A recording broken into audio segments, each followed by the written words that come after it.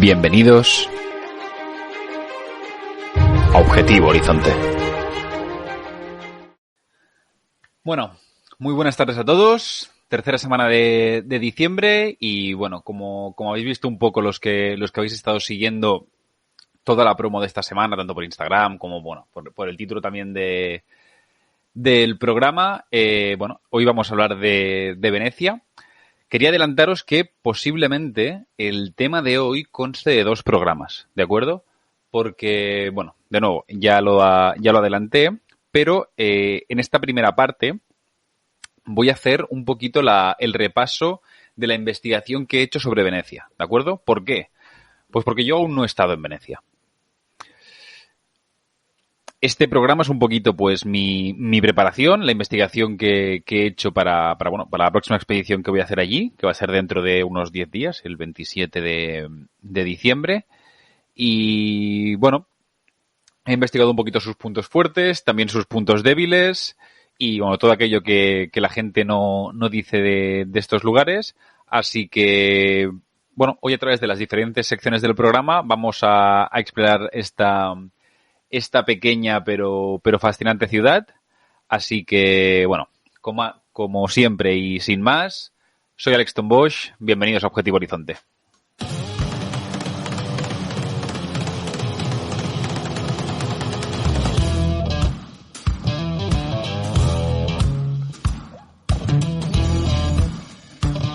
Bueno, como siempre, vamos a repasar un poquito primero las noticias de la semana, que, bueno, como siempre vienen cargaditas. Lo primero que os quería comentar.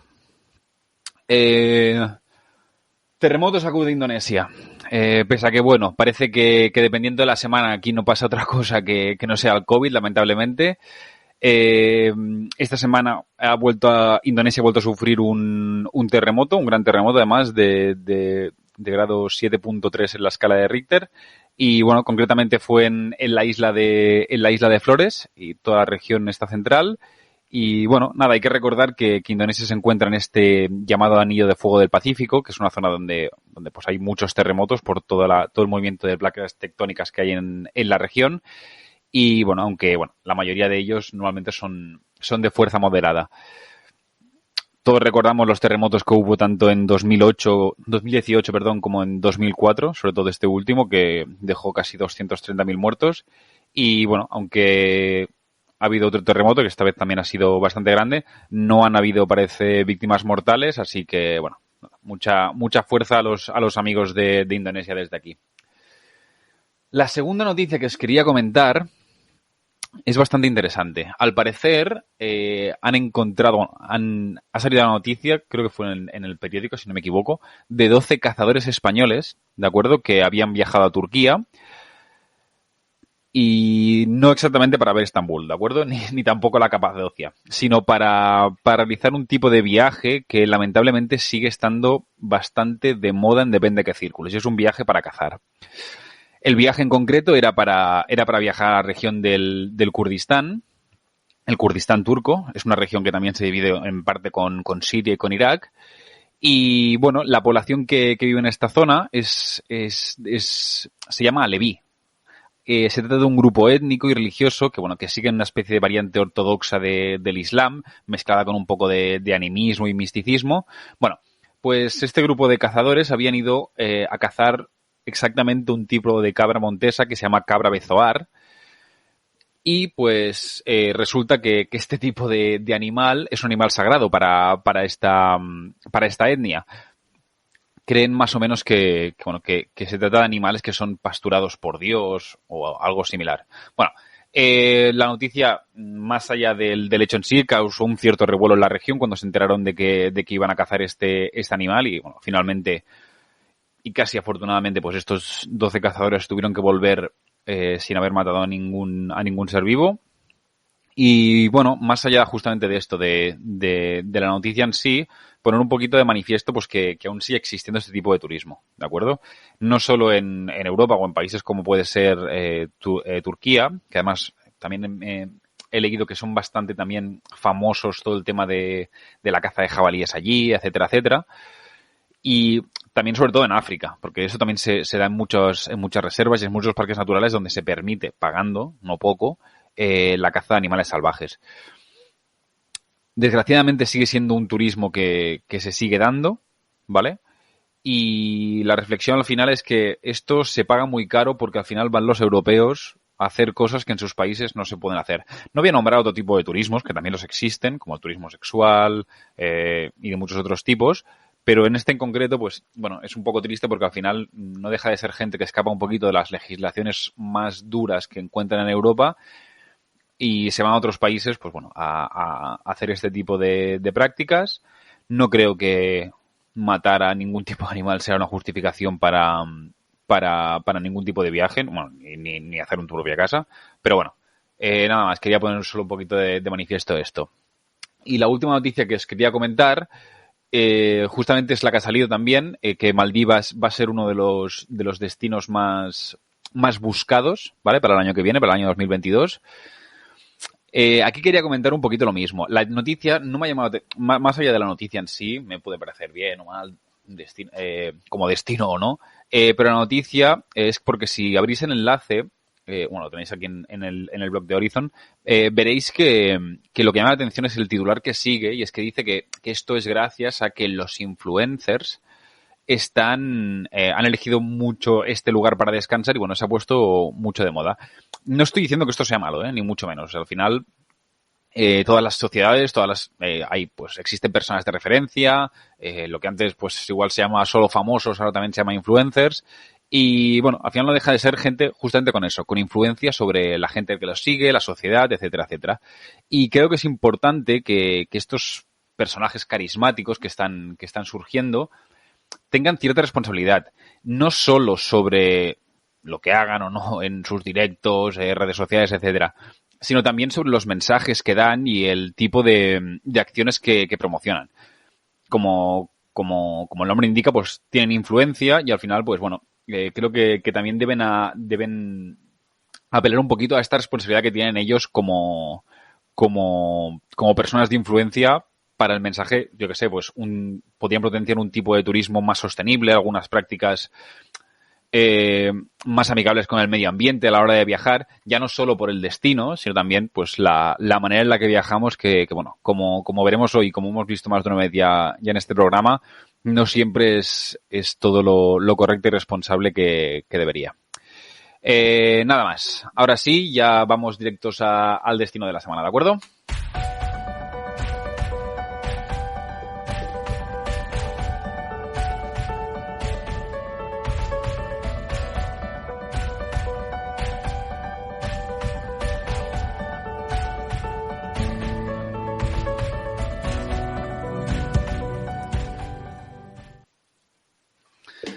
Bueno, como os decía, como os he explicado un poquito la introducción, esta semana vamos a hacer algo un poquito más especial. Vamos a hablar del destino que estoy planificando, que es Venecia.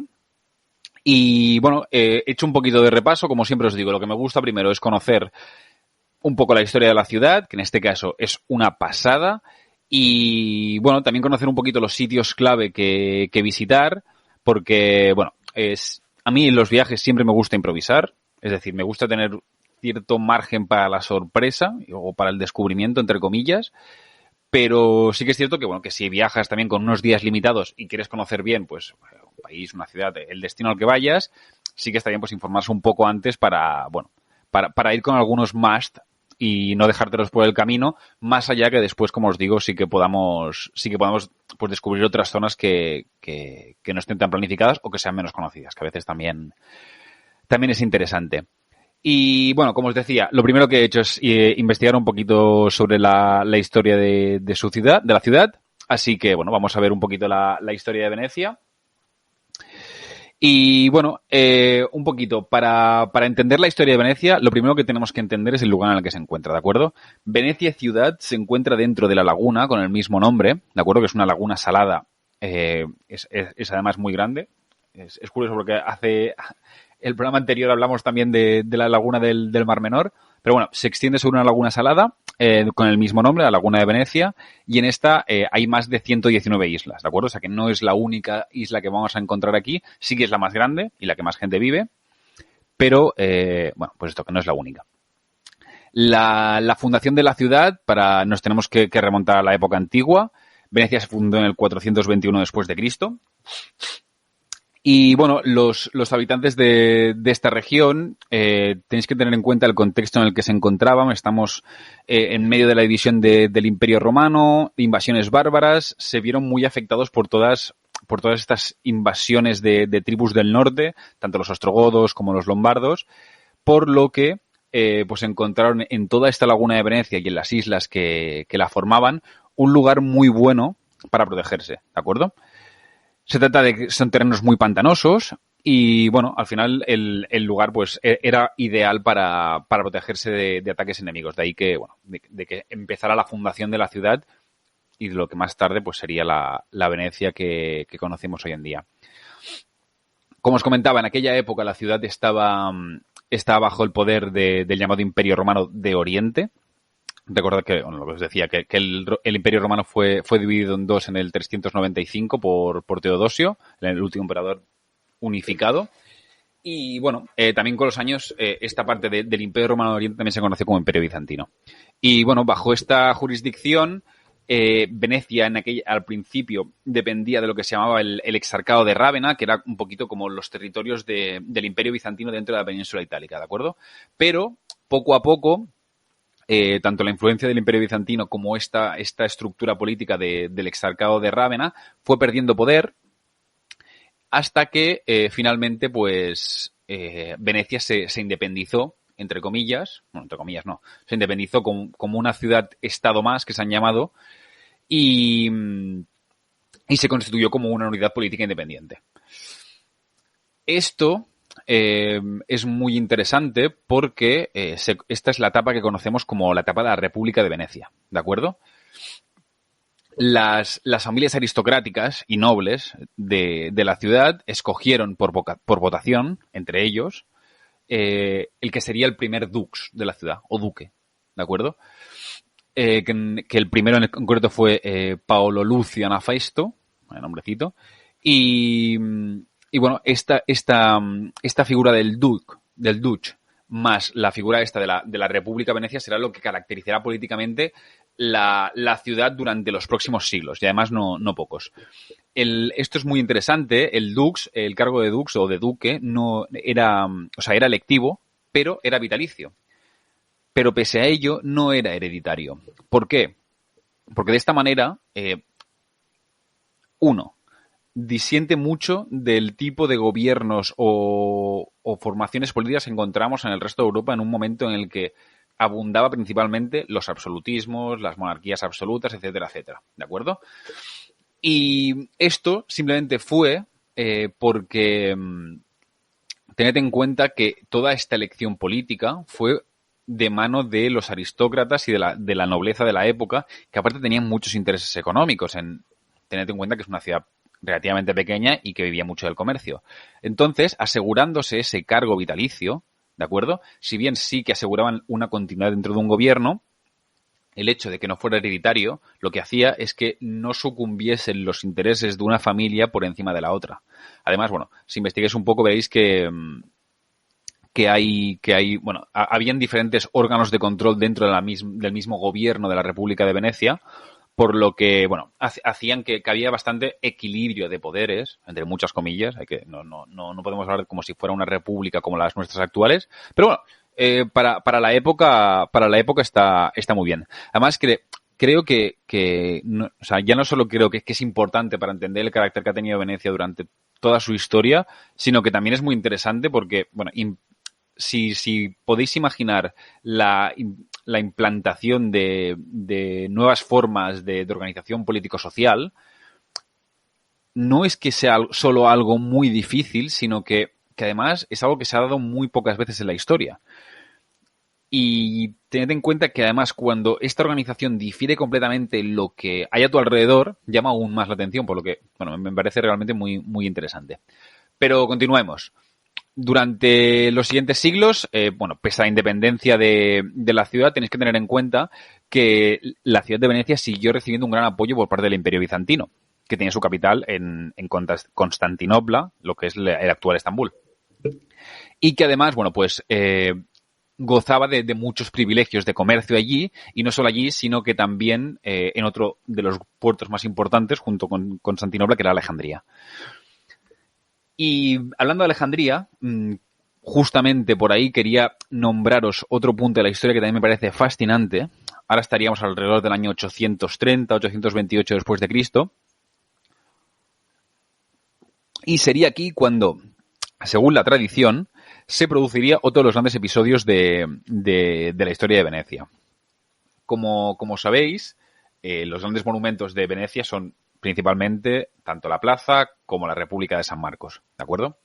San Marcos, o Marcos el Evangelista, fue el fundador de la Iglesia copta, ¿de acuerdo? Y sus restos, en aquella época, se dice que reposaban en Alejandría, en un templo que estaba dedicado a él.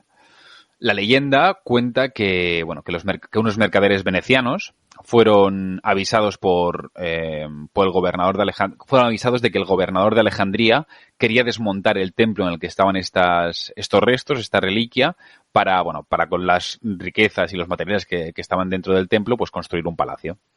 Y bueno, pues en un acto de proteger la fe cristiana, estos mercaderes reemplazaron el cuerpo del santo por otro, y se lo llevaron de contrabando desde Alejandría hasta Venecia.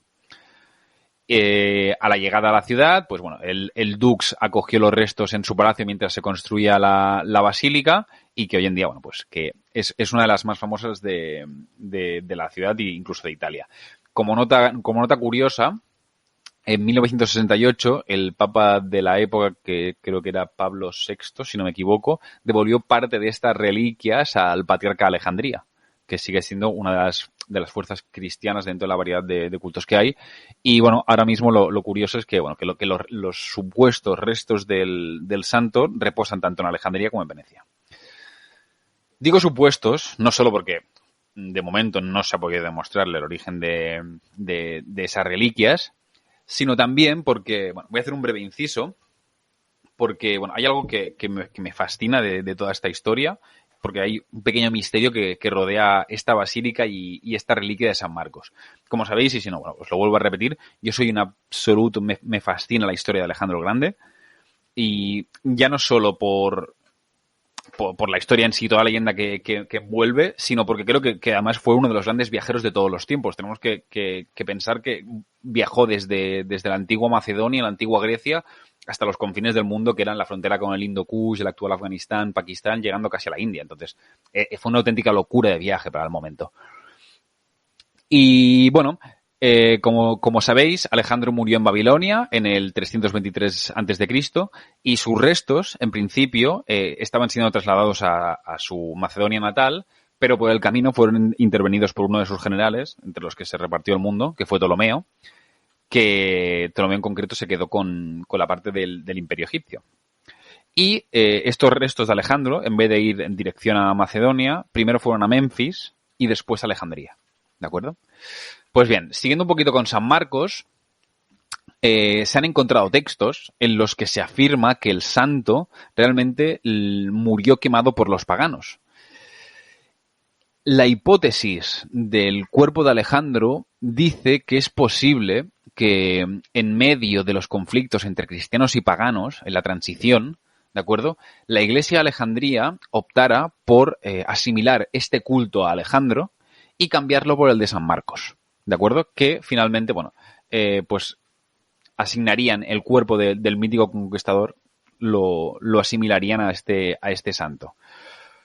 Esto no es la primera vez que lo vemos, es decir, hay otros mitos. Se sabe más o menos que seguramente la Iglesia Católica hizo coincidir el nacimiento de Jesús con el solsticio de invierno para hacerlo coincidir con las festividades paganas, igual que el tema del árbol de Navidad. Todo este tipo de prácticas han sido habituales a lo largo de la historia para que la adopción de nuevas religiones fuese más fácil, ¿vale?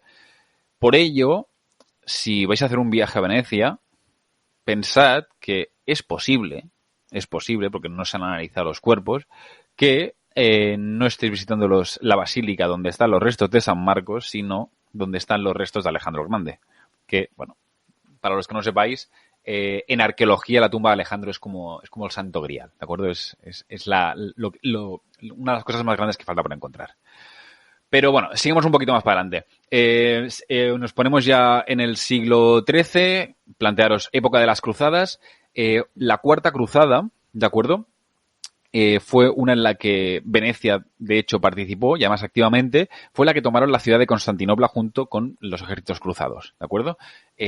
Una vez cayó la ciudad, o sea, es decir, consiguieron tomar Constantinopla y tenéis que tener en cuenta pues que Venecia en aquella época, aparte de potencia naval, se quedó con el control de varios puestos comerciales del Mediterráneo muy importantes, como fueron Chipre o Creta, y que, bueno, a raíz de esto, pues su poder comercial, si ya era fuerte antes, imaginaos todo el control que tenía no solo con el comercio de Constantinopla, sino con el dominio de varios puertos del Mediterráneo, también en diferentes ciudades de Palestina o de Siria, incluidas también, por supuesto, la de Alejandría.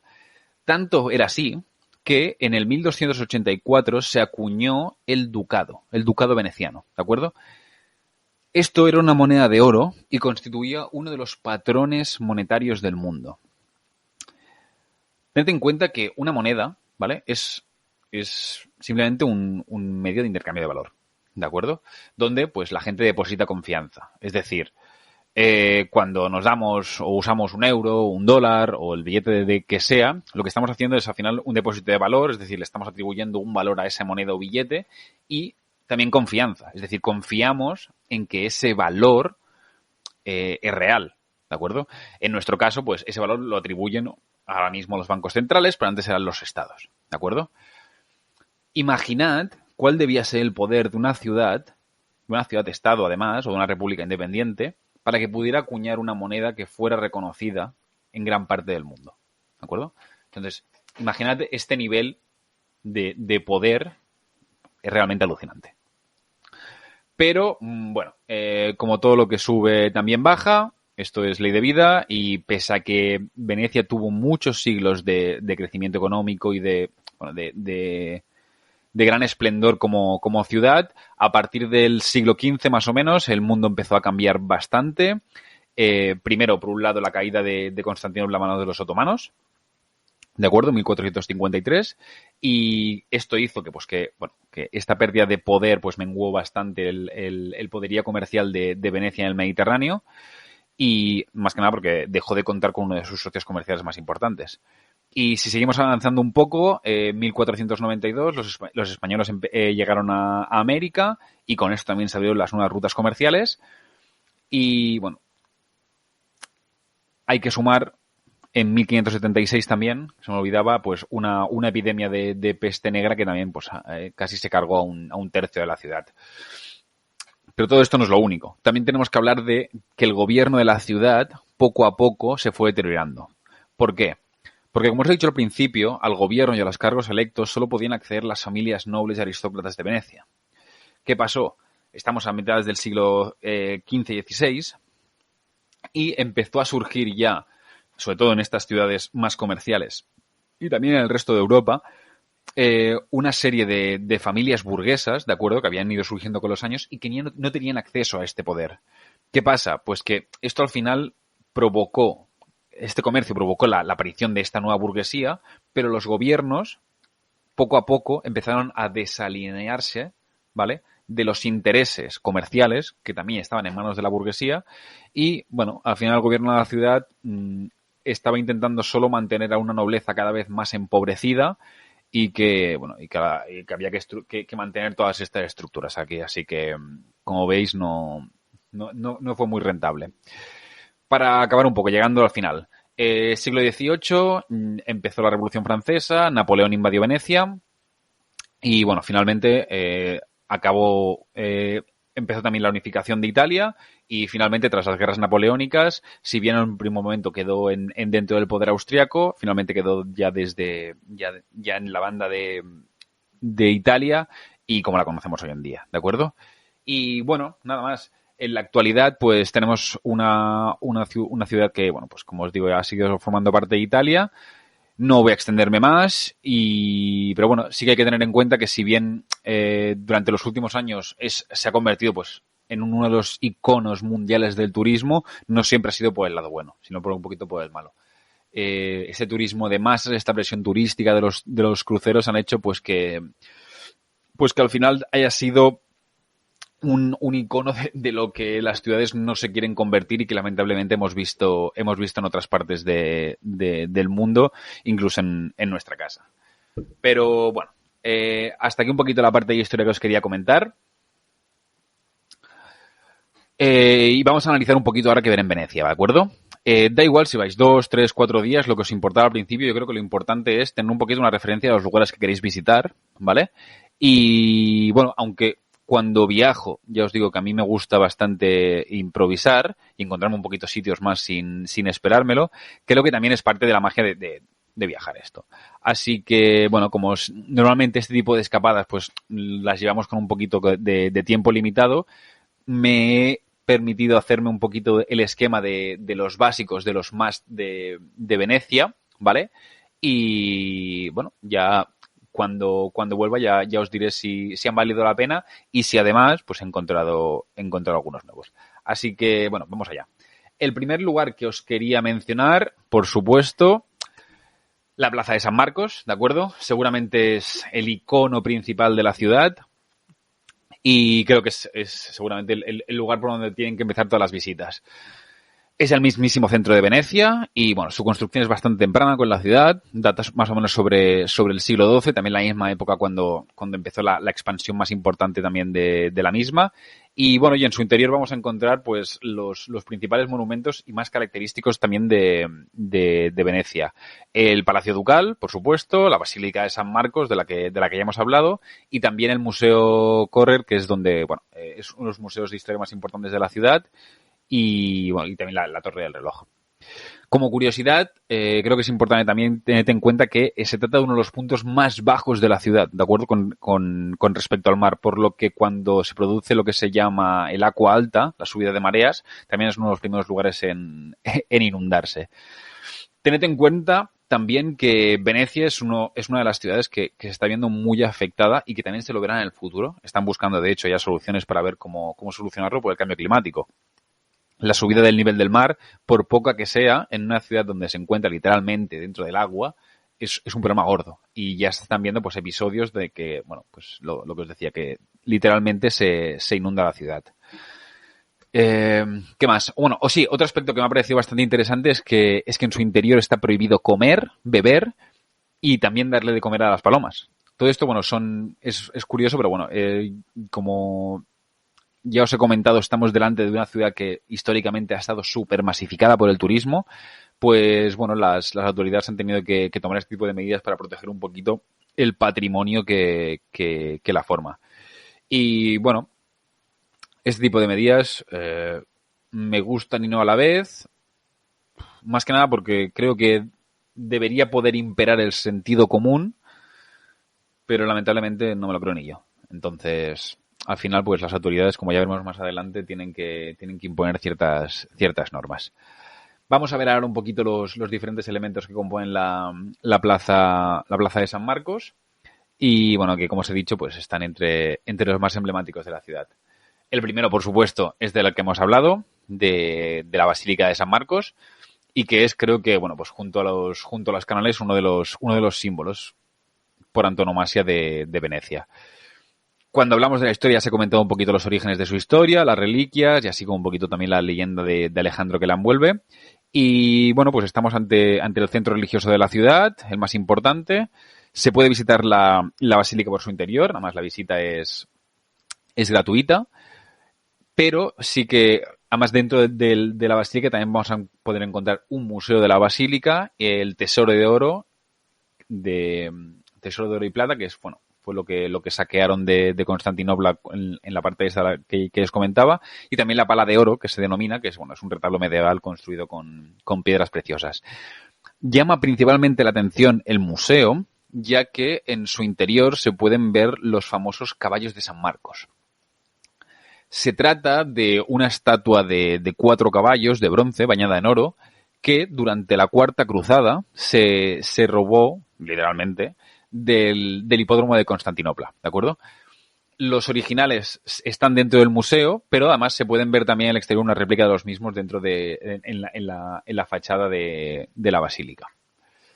El siguiente punto, por supuesto, es el Palacio Ducal.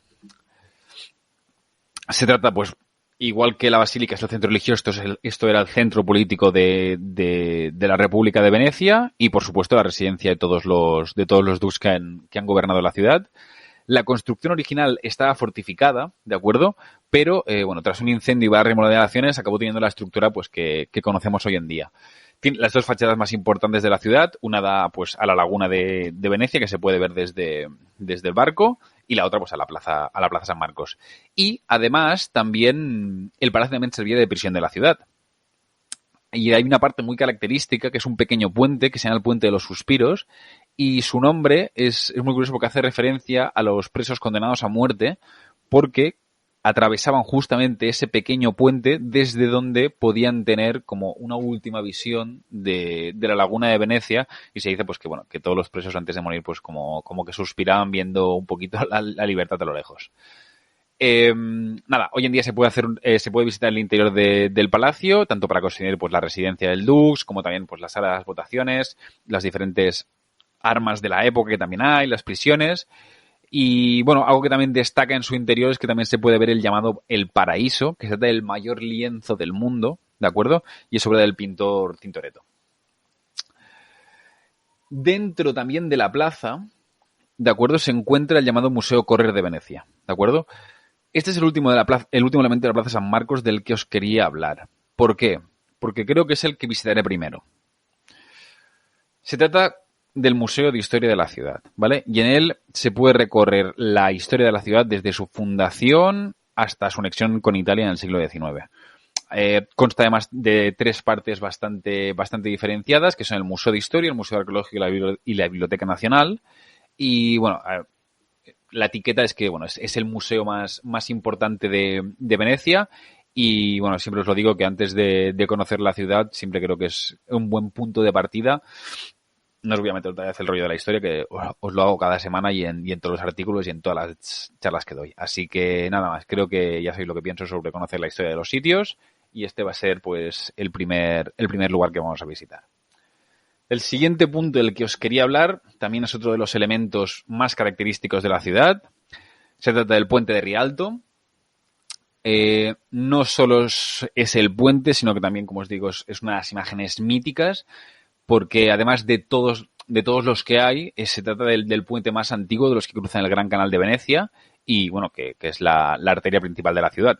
La construcción actual es del siglo XVI y, bueno, porque las versiones anteriores, normalmente por conflictos o por malas construcciones, pues se quemaron o directamente se derrumbaron. Como os decía, no solo es uno de los símbolos de la ciudad por arquitectura, sino también por la masificación, ya que, bueno, es bastante típico verlo absolutamente lleno de gente. Y bueno, aunque no es fácil visitarlo vacío y obtener una buena panorámica, vamos a intentar a ver qué nos encontramos. Seguimos adelante. En este último caso, bueno, penúltimo, me llamó también mucho la atención un pequeño palacio que se llama el Palacio Contarini del Bobolo, perdón. Y se trata de un pequeño palacio del siglo XV construido por la familia Contarini. Y bueno, la referencia esta que hacen del Bóbolo se refiere a la escalera de caracol que incrustaron literalmente la fachada del edificio. Como os digo, la construcción es del siglo XV y bueno, hoy en día lo único que se pueden visitar son sus escaleras, hay que pagar para subir, parece, pero desde arriba pues creo que se pueden obtener una buena panorámica de toda la ciudad y creo que es un punto interesante justamente por eso. ¿Qué más? Los dos siguientes puntos de los que os voy a hablar, ¿de acuerdo? No son exactamente Venecia. ¿Por qué? Porque como os comentaba, la laguna de Venecia es una laguna que tiene 500 kilómetros cuadrados, hay 119 islas y Venecia no es la única, ¿de acuerdo? Creo que también es importante, son dos de las más famosas, por supuesto, pero visitar también otros puntos y justamente el primero del que os quería hablar es Murano, que bueno, se trata de la segunda isla más grande de la laguna. Y si os estáis preguntando, que igual a muchos os suena, efectivamente es por el cristal de Murano. ¿De acuerdo? La isla se puede además visitar alguno de los múltiples talleres de vidrio que hay. Y bueno, creo que es una visita que a mí, también hay un museo del vidrio, no me atrae mucho, pero sí que llama la atención una pequeña basílica, la Basílica de Santa María y San Donato, que se trata de una basílica del siglo VII Y bueno, para los que hayáis visto iglesias parecidas en el norte de Grecia, en Bulgaria, se trata de una basílica con un estilo muy marcado bizantino. Y bueno, como ya os decía, Venecia había tenido una larga relación con esa parte del Imperio Bizantino y creo que, bueno, que es interesante encontrar vestigios del mismo nombre. Otra de las islas que quería visitar, aparte de Murano, es la isla de Burano, con B alta. Y bueno, es el último punto que os quería hablar. En este caso, la isla no es famosa por la producción de cristal, sino por lo pintoresco de sus casas, ¿de acuerdo? De sus casas de colores. Se dice que los marineros pintaban las casas de colores llamativos para poder verlas a través de la niebla. Lo cierto es que bueno, ahora los habitantes están obligados a pintarlas y mantenerlas además cada X tiempo para mantener este ambiente de la ciudad. Yo te digo la verdad, mi principal interés en las dos islas, tanto en Murano como en Burano, es salir un poco del foco turístico masivo del que se habla tanto en Venecia, ¿de acuerdo? ¿Por qué? Porque también es interesante cuando viajas a cualquier lugar, o al menos así yo lo pienso, pues encontrar un poquito de vida real. Es decir, cómo vive la gente realmente en estos lugares, intentar también pues tener un poquito de contacto con la población local y ver un poquito de realidad de los sitios. Por supuesto, tanto Munaro como Burano son de las dos también islas que recomiendan en cualquier visita a Venecia, pero bueno, como voy 4 días, creo que 3 o 4 días, creo que también será interesante pues conocer un poquito más a fondo estos lugares y a ver qué tipo de gente y qué tipo de vida me encuentro. ¿De acuerdo? Hasta aquí un poquito la investigación que he hecho sobre los puntos a visitar de Venecia y lo que me planteo de inicio, ¿de acuerdo? De ir con ello conocido hacia allí. Canales, historia, patrimonio, basílicas, etcétera, Alejandro. Pero Venecia, como os decía, también es famosa por muchas más cosas, ¿de acuerdo? Y lamentablemente no siempre buenas. Sobre todo en los últimos años, pues bueno, se ha caracterizado sobre todo por esta masificación del turismo, por una una ciudad en la que casi no se puede vivir. Y bueno, hoy justamente quería tratar de este tema en la sección de Nuevos Horizontes, la situación de Venecia y bueno, también la de otras partes del mundo. Así que vamos allá.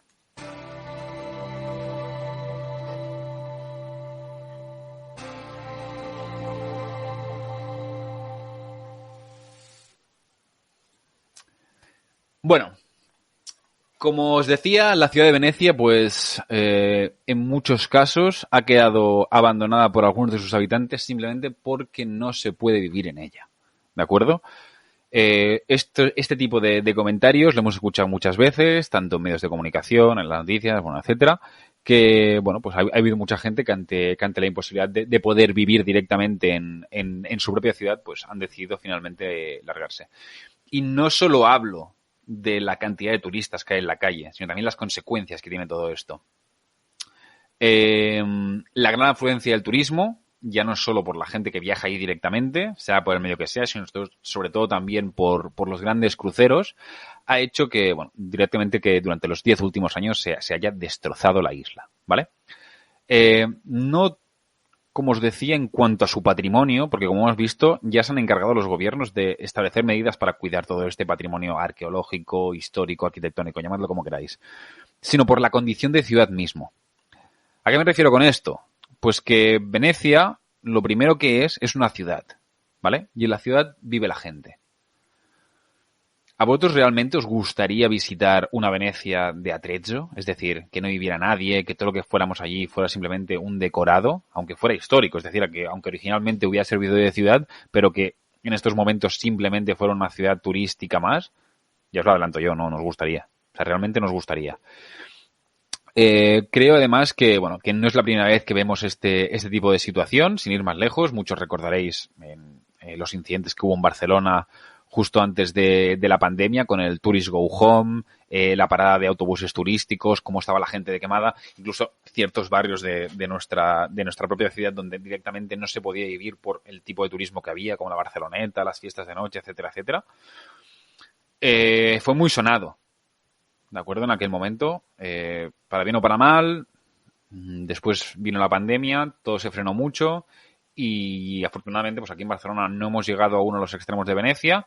No creo que por ningún motivo en concreto, simplemente porque nuestra ciudad es bastante más grande y Venecia pues es una ciudad muy pequeñita y que además por su condición y composición pues está mucho más expuesta a estos daños del turismo de masas. Y bueno, parece que lamentablemente, porque la verdad es que es realmente triste, los confinamientos y la pandemia dieron un poquito de respiro a todas estas ciudades. No os acordáis, los que salieron las grandes noticias, todos los eslóganes, vuelve los delfines a los canales de Venecia. Lamentablemente esta situación acabó rápido, ¿de acuerdo? Este verano se volvió a la carga, para bien o para mal de nuevo. En septiembre hubo nuevos confinamientos y nuevas restricciones de viaje, por lo que también se pudieron volver a ver este tipo de animales cerca de los canales, o al menos en la laguna. Y bueno, creo que, o sea, más allá del hecho de los delfines, de hecho de la fauna, que por supuesto, oye, siempre son buenas noticias que parte de la naturaleza recupere su espacio, creo que somos una especie, los humanos, que no nos sabemos regular. Es triste, pero es cierto.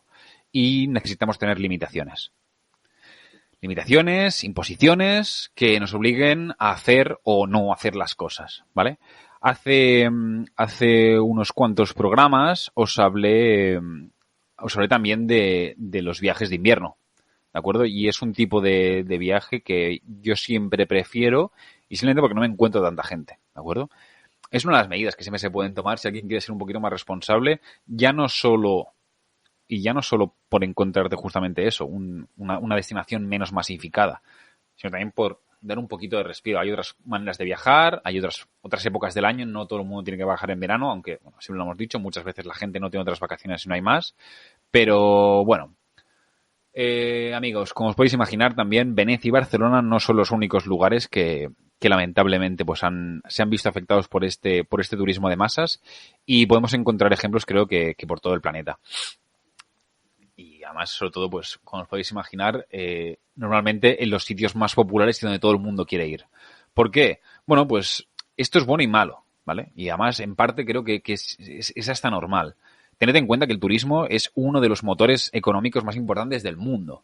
Y para muchos países, como por ejemplo el nuestro, es uno de los principales, ¿vale? ¿Qué pasa? Pues que cuando un lugar se vuelve popular, pues todos queremos ir. Y todo el mundo quiere ir y toda la gente quiere visitarlo. Somos ahora una generación o una etapa del mundo donde es relativamente fácil viajar, al menos para la gente que vivimos en Occidente o en los países más privilegiados, por decirlo de alguna manera. Y si bien es cierto que, bueno, que es cierto que algo se ponga de moda es bueno, porque la gente va a ir allí y esto va a generar riqueza también y va a generar economía en los lugares que se visitan, muchas veces no tenemos control, como os decía. Entonces, ¿qué pasa? Cada vez va más gente. La gente, muchas veces que vive en los locales, dejan también sus trabajos para dedicarse únicamente al turismo. ¿Y qué pasa? Pues que, bueno, pues que acabamos con ciudades como Barcelona, como Venecia, como muchas otras, completamente masificadas, donde al final, los locales, los que vivimos aquí, o los que viven allí, no están cómodos, y la gente que lo visita tampoco se lleva una buena experiencia. A nadie le gusta ver las Ramblas a reventar de gente. O tampoco, pues, la Plaza San Marcos también, que no quepa en un alfiler, no es agradable de visitar. Nadie hace sus vacaciones, y porque la gente invierte mucho dinero en sus vacaciones. Hay gente que le cuesta esfuerzo, un esfuerzo de verdad, viajar para después llegar allí y encontrarte aquella mierda. Pues igual deberíamos hacer algo. Como os decía, no creo que eso le guste a nadie, pero bueno, creo que de momento es lo que hay. Pero como os decía, en esta sección hablamos normalmente de cosas buenas, ¿de acuerdo? Y lo que intentamos, esto es la sección de Nuevos Horizontes, y lo que intentamos al final es de dar soluciones, ¿vale? De dar soluciones a este turismo que a mucha gente no le gusta, y queremos hablar de modelos alternativos. Bueno, como os adelantaba, creo que la mejor manera, desgraciadamente, hoy en día, como no somos suficientemente responsables, es limitarnos, y es algo pues que se está haciendo en muchos lugares, ¿de acuerdo? Cosas que, de momento, por ejemplo, en Barcelona aún no hemos sabido hacer, cosas que en Venecia están empezando, uno de los ejemplos más significativos es el del Machu Picchu, ¿de acuerdo? El gobierno peruano, con tal de preservar, de conservar toda esta enorme ciudad inca, pues al final ha tenido que limitar el acceso de turistas al mismo y además entre comillas, con cita previa y que tienen que escoger un horario concreto y que si te lo saltas no entras directamente y se acabó la historia. Se están poniéndose bastante serios. Otro muy buen ejemplo y que yo conozco bien son las Islas Galápagos. Tened en cuenta, haremos algún programa sobre Galápagos, pero tened en cuenta que las Galápagos, pese a formar parte del Estado de Ecuador, la legislación que impera dentro de las islas no la impone el Estado de Ecuador, la impone el Parque Nacional, la imponen los científicos. ¿Por qué? Porque si no aquello se iría de madre. Y porque en 2 días iríais y las especies habrían ido o estarían mal influenciadas porque los turistas les darían de comer, etcétera. Hoy, ¿qué pasa? Hoy es el mismo. Yo cuando organizo algún viaje a las Islas Galápagos siempre se lo explico a todo el mundo. Nosotros no escogemos las visitas que vais a hacer. Las va a escoger el Parque Nacional. Porque si una isla está muy visitada, la van a regular y no van a dejar entrar más turistas y tendrás que ir a otra. ¿Por qué? Porque lo que impera es conservar ese ecosistema, las especies endémicas que viven allí, no el turista de turno. Que está muy bien, o sea, que no estoy criminalizando ni mucho menos el turismo ni los viajes, al contrario. Hay que potenciarlos, pero de una manera responsable. Y esto hay que entender que no siempre todo el mundo puede ir a todos lados. Las Islas Galápagos, como os decía, son un ejemplo. Tienen un cupo de entrada al año, no pueden entrar más turistas de los que hay. ¿Por qué? Porque tampoco dejan construir más hoteles, entonces las plazas hoteleras que hay son las que hay, los cupos aéreos son lo mismo. Entonces, bueno, no dejan de limitarlo y es una manera también de preservar y son buenos ejemplos que encontramos en este caso en América Latina de conservación de los territorios, tanto de patrimonio arqueológico como de patrimonio natural. Y bueno, un poquito también en la línea de lo que os estoy hablando, Venecia este año, la verdad es que también ha dado un paso adelante para revertir toda esta situación. La primera medida llegó a mediados de abril, cuando se decidió prohibir directamente la navegación a los grandes cruceros. Tenéis que tener en cuenta que se trata de una ciudad muy pequeñita y se habían visto auténticas monstruosidades atravesarla cerca de los canales, ¿de acuerdo? Y, bueno, como os decía, esto fue en abril, pero este septiembre además se ha dado un paso más y como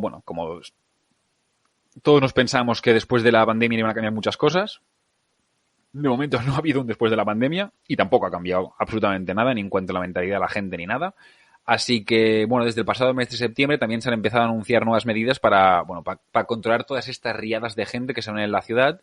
Y a partir del año que viene, además, el casco histórico estará no solo controlado, la cantidad de gente que puede entrar, sino que también habrá que hacer una reserva previa para poder acceder al mismo. Hay muchos ejemplos más de esto que os estoy contando. Ámsterdam con el Barrio Rojo ha hecho lo mismo. Tailandia ha cerrado algunas islas también porque han quedado destrozadas por el turismo. En Croacia, por ejemplo, también se ha limitado la entrada, la cantidad de gente, de turistas que pueden entrar a Dubrovnik. Santorini con las islas griegas intenta hacer algo parecido y muchos más. Como en todo, pues muchas veces eso. Lamentablemente tenemos que limitarnos, los humanos somos así y de momento pues no hay más, pero creo que es un mensaje positivo que tanto los gobiernos como las ciudades y las gentes que viven en ella que sean conscientes de las bondades del turismo, pero también de los problemas que pueden acarrear si se lleva sin control, ¿de acuerdo? Creo que siempre hemos de tener presente que viajar es un privilegio, ¿de acuerdo? Porque realmente es un privilegio, porque no todas las partes del mundo lo pueden hacer. Y tenemos que actuar con responsabilidad. Es decir, aquellos que tenemos tal privilegio de poder hacerlo, tenemos que hacerlo con 2 dedos de frente e intentar, que lejos de que tengamos un impacto negativo allí donde vamos, que el impacto sea positivo, ¿vale? Y, poca cosa más. ¿Qué os quería comentar más? Ah, sí, exacto. Para acabar, también os quería comentar que estamos ya acabando el año y que tengo un viaje en grupo preparado. Tenemos varias salidas. Pese a todas las restricciones que han aparecido en Europa, pues este fin de año con la expansión un poquito de la pandemia, sigue siendo posible viajar, tomando las medidas oportunas. Y si os parece, os voy a dejar aquí la promo del viaje este fin de año Recorrerás las calles de una de las capitales más vibrantes y especiales de toda Europa. Es un viaje que es a Bulgaria, lo tenemos ya garantizado, ¿de acuerdo? Es decir, o sea, ya Visitarás ya monasterios sale seguro. milenarios, símbolo de la resistencia. Y de la nada más, cultura nos quedan eslava en la región. 4 plazas libres aún.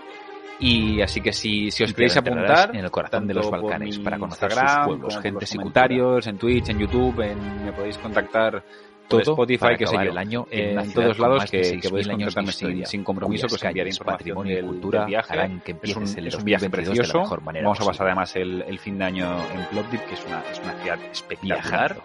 con un patrimonio también de miedo. Así que, bueno, ¿Te nada lo vas más. a perder?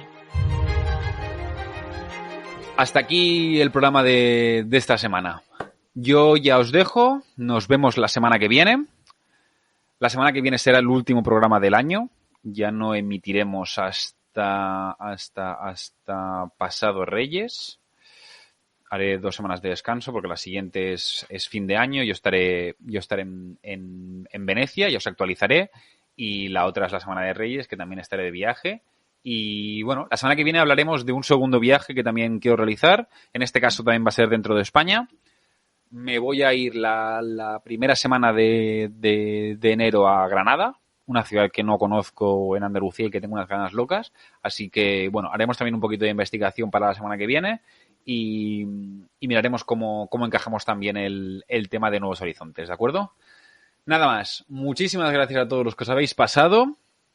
Recordaros, como siempre, tenéis todos los programas anteriores en YouTube, en Spotify. Podéis contactarme para lo que necesitéis, consejos, vídeos, sugerencias de destinos que queréis que hable, viajes que queréis hacer. Tenéis todos mi contacto en las diferentes redes. Así que nada más.